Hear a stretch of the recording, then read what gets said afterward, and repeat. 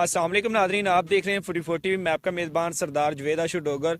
तो आज मैं कसूर में मौजूद हूँ। वालेकुम सलाम। ਵੀਰ ਜੀ ਕੀ ਨਾਂ ਹੈ? कामरान। ਕਮਰਾਨ, ਤੂੰ ਮੈਨੂੰ ਇਹ ਦੱਸ ਕਿ ਕਿੰਨੀ ਦੇਰ ਪਹਿਲਾਂ ਤੂੰ ਨਸ਼ੇ ਤੇ ਲੱਗਾ? 8 ਤੋਂ 9 ਸਾਲ ਹੋ 8-9 ਸਾਲ ਹੋ ਗਏ। ਤੇ ਇਹ ਨਸ਼ੇ ਤੇ ਲੱਗਾ ਕਿਵੇਂ? ਦੋਸਤਾਂ ਨੇ ਲਾ ਦਿੱਤਾ ਜਾਂ ਕਾਰੋਬਾਰ 'ਚ ਨੁਕਸਾਨ ਹੋ ਗਿਆ? ਕਿਵੇਂ ਨਸ਼ੇ ਤੇ ਲੱਗ ਗਿਆ? ਭਾਈ ਮੇਰਾ ਅੱਧਾ ਕਾਰੋਬਾਰ ਸੀ ਨਾ, ਮੈਨੂੰ ਬੜਾ ਹੌਂਸਲਾ ਹੁੰਦਾ ਹੈ। ਮੈਨੂੰ ਮੇਰਾ ਕੋਈ ਭਰਾ ਨਹੀਂ ਬੁਲਾਉਂਦਾ ਹੁੰਦਾ ਹੈ। ਜਦੋਂ ਮੈਂ ਕਰਹਾਨਾ ਕੀਤਾ ਇਹਨਾਂ ਚੱਲ ਪਿਆ, ਉਹ ਸਾਰੇ ਪੈਸੇ ਹਾਰੀ ਸ਼ੈਪ ਮੇਰੇ ਭਰਾਵਾਂ ਕੋਲ ਹੁੰਦੀ, ਮੇਰੇ ਕੋਲ ਕੁਛ ਨਹੀਂ।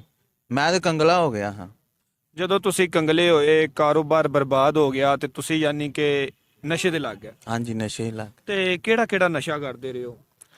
ਪਾਨ, ਸਿਗਰਟ, ਗੁਟਕਾ, ਸ਼ਰਾਬ ਵਗੈਰਾ, ਪਾਊਡਰ ਵਗੈਰਾ? ਸ਼ਰਾਬ ਹੀ ਪੀ ਲਈ। ਸ਼ਰਾਬ ਵੀ ਪੀਂਦੇ ਰਹੇ ਹੋ। ਤੇ ਮੈਨੂੰ ਇਹ ਵੀ ਪਤਾ ਲੱਗਾ ਕਿ ਜਦੋਂ ਤੁਸੀਂ ਨਸ਼ਾ ਕਰ ਲੈਂਦੇ ਸਾਜੇ 3-3 ਦਿਨ ਸੜਕ 'ਚ ਪੈ ਰਹਿੰਦੇ, ਕਬਰਸਤਾਨ 'ਚ ਪੈ ਰਹਿੰਦੇ, ਕੋਈ ਪਤਾ ਨਹੀਂ ਹੁੰਦਾ ਸੱਚ ਜਾਂ ਝੂਠ ਹੈ? ਇੰਝ ਹੀ ਪਾਈ ਗਿਆ। ਇੰਜ ਹੀ।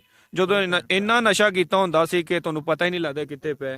ਹਾਂਜੀ, ਹੁਣ ਤੇ ਵੀ ਐਵੇਂ। ਹੁਣ ਵੀ ਐਵੇਂ ਸੀ। ਤੇ ਉਹ ਰੋਟੀ ਪਾਣੀ ਦਾ ਕੀ, ਕਿੱਥੋਂ ਖਾਂਦੇ, ਕਿਵੇਂ ਮਾਮਲਾ ਰੋਟੀ ਚੱਲਦਾ? ਪਾਣੀ ਘਰੋਂ ਖਾਣ। ਘਰੋਂ ਜਦੋਂ ਘਰ ਜਾਂਦੇ ਸਾਜੇ ਨਸ਼ਾ ਕਰਕੇ ਘਰ ਵਾਲੇ ਗਾਲਾਂ ਨਹੀਂ ਕੱਢਦੇ ਸੀ ਜਾਂ ਮਾਰਦੇ ਪਿੱਟਦੇ ਨਹੀਂ ਸੀ ਕਿ ਨਸ਼ਾ ਛੱਡ ਦੇ, ਕਿਉਂ ਨਸ਼ੇ ਤੇ ਲੱਗਾ? ਉਹ ਭਾਈ ਨਸ਼ਾ, ਸਾਡਾ ਅੱਧਾ ਪਿਓ ਨਸ਼ੇ ਦਾ ਕੰਮ ਕਰਦਾ ਹੈ। ਤੇਰਾ ਅੱਬੂ ਵੀ ਨਸ਼ੇ ਦਾ ਕੰਮ ਕਰਦਾ? ਹਾਂਜੀ।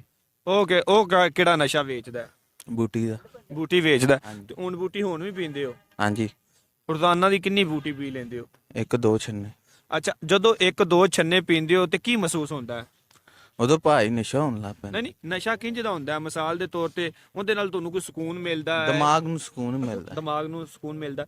ਤੇ ਮੈਨੂੰ ਪਤਾ ਲੱਗਾ ਕਿ ਕੁਝ ਲੋਕ ਕਹਿੰਦੇ ਨੇ ਕਿ ਜਦੋਂ ਇਨਸਾਨ ਨੇ ਨਸ਼ਾ ਕੀਤਾ ਹੋਵੇ ਉਹਨੂੰ ਪਤਾ ਨਹੀਂ ਲੱਗਦਾ ਮੇਰੀ ਭੈਣ ਹੈ, ਮੇਰੀ ਮਾਂ ਹੈ। ਇੰਜ ਦੀ ਗੱਲ ਹੈ ਜਾਂ ਝੂਠ ਕਹਿੰਦੇ ਨੇ? ਨਹੀਂ, ਝੂਠ ਕਹਿੰਦੇ। ਝੂਠ ਕਹਿੰਦੇ ਨੇ। ਜਦੋਂ ਬੂਟੀ ਪੀਤੀ ਹੋਵੇ ਸਾਰਾ ਪਤਾ ਹੁੰਦਾ ਕਿ ਮੇਰਾ ਕਿਹੜਾ ਰਿਸ਼ਤੇਦਾਰ ਹੈ? ਹਾਂਜੀ, ਪਤਾ ਹੁੰਦਾ। ਪਤਾ ਹੁੰਦਾ ਹੈ। ਜਿਹੜਾ ਮਰਜੀ ਨਸ਼ਾ ਕੀਤਾ ਹੋਵੇ ਪਤਾ ਤੇ ਹੁੰਦਾ ਹੈ। ਸ਼ਰਾਬ ਵੀ ਪੀਤੀ ਹੋਵੇ ਫਿਰ ਵੀ ਪਤਾ ਹੁੰਦਾ ਹੈ। ਹਾਂਜੀ। ਤੇ ਤੁਸੀਂ ਮੈਨੂੰ ਇਹ ਦੱਸੋ ਕਿ ਜਿਹੜੇ ਲੋਕ ਬੂਟੀ ਪੀ ਕੇ ਜਾਂ ਸ਼ਰਾਬ ਪੀ ਕੇ ਲੋਕਾਂ ਨੂੰ ਗਾਲਾਂ ਕੱਢਦੇ ਨੇ, ਉਹ ਨੇ ਇਹ ਕਿ ਟੋਨ ਵਾਲੀ ਕੀ ਮਾਮਲਾ ਹੁੰਦੇ ਨੇ? ਵਾਕਈ ਇਨਸਾਨ ਟੋਨ ਹੁੰਦਾ ਜਾਂ ਐਵੇਂ ਡਰਾਮਾ ਕਰਦਾ ਹੋ ਜਾਂਦਾ ਭਾਈ। ਟੋਨ ਹੋ ਜਾਂਦਾ? ਹਾਂਜੀ। ਤੂੰ ਵੀ ਕਦੇ ਸ਼ਰਾਬ ਪੀ ਕੇ ਲੋਕਾਂ ਨੂੰ ਗਾਲਾਂ ਕੱਢੀਆਂ ਹੋਣ? ਹਾਂਜੀ ਭਾਈ। ਕਿੰਜ ਦੀਆਂ ਗਾਲਾਂ ਕੱਢਦਾ ਸਰ? ਮੁਲਾਜ਼ਮਾਂ ਮਾਂ ਦੀਆਂ ਭੈਣਾਂ। ਮਾਂ ਦੀਆਂ ਭੈਣਾਂ ਦੀਆਂ ਗਾਲਾਂ ਕੱਢ? ਹਾਂਜੀ। ਮੁਲਾਜ਼ਮ ਅੱਗੋਂ ਮਾਰਦੇ ਨਹੀਂ ਸੀ? ਨਹੀਂ, ਆਪਾਂ ਕਰ ਸਾਰੇ ਝੂਠ ਬੋਲਣਾ ਹੈ। ਤੁਸੀਂ ਸਾਰੀ ਕਿਹੜੀ ਗਰਦਨ ਛੁਰੀ ਰੱਖੀ ਵੀ ਜਿਹੜਾ ਝੂਠ ਮਾਰਨਾ ਹੈ। ਬਿਲਕੁਲ ਸਹੀ ਹੋ ਗਿਆ। ਤੇ ਮੈਨੂੰ ਪਤਾ ਲੱਗਾ ਤੁਸੀਂ ਜਾਨਵਰਾਂ ਨੂੰ ਮਾਰ ਦਿੰਦੇ ਸਾਜੇ ਜਦੋਂ ਤੁਸੀਂ ਨਸ਼ਾ ਕੀਤਾ ਹੁੰਦਾ, ਝੂਠ ਹੈ ਜਾਂ ਸੱਚ ਹੈ? ਬਿੱਲੀਆਂ ਵਗੈਰਾ ਜਾਂ ਕੁੱਤੇ ਵਗੈਰਾ ਉਹਨਾਂ ਨੂੰ ਯਾਨੀ ਕਿ ਮਾਰ ਦਿੰਦੇ ਹੁੰਦੇ ਸਾਜੇ? ਸੱਚ ਹੈ। ਸੱਚ? ਇੰਜ ਵੀ ਕਰਦੇ ਰਹੋ? ਹੁਣ ਛੱਡ ਦਿੱਤਾ ਜਾਂ ਹਾਲੇ ਨਹੀਂ ਛੱਡਿਆ? ਛੱਡ ਦਿੱਤਾ। ਛੱਡ ਦਿੱਤਾ। ਹਾਂਜੀ। ਹੁਣ ਕੀ ਕਾਰੋਬਾਰ ਕਰਦੇ ਹੋ? ਹਾਲੇ ਕੋਈ ਕਾਰੋਬਾਰ ਨਹੀਂ ਮਿਲਿਆ? ਨਹੀਂ, ਹਾਲੇ ਕੋਈ ਕਾਰੋਬਾਰ ਨਹੀਂ ਮਿਲਿਆ? ਨਹੀਂ ਹਾਲੇ ਕੋਈ ਨਹੀਂ ਮਿਲਿਆ।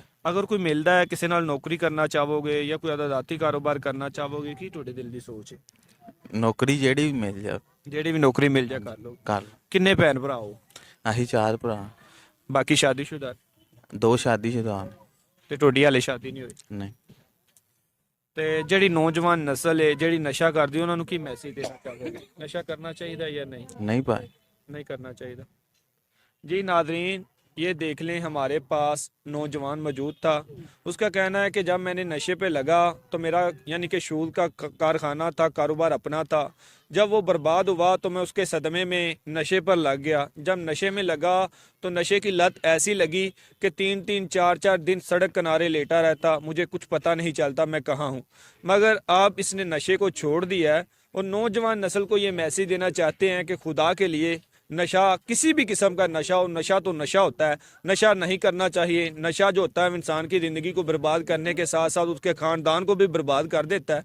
तो नशे से तौबा कर लेनी चाहिए। तो इसी के साथ अपने मेज़बान सरदार जवेद डोगर को दीजिए इजाज़त। अल्लाह निगहबान।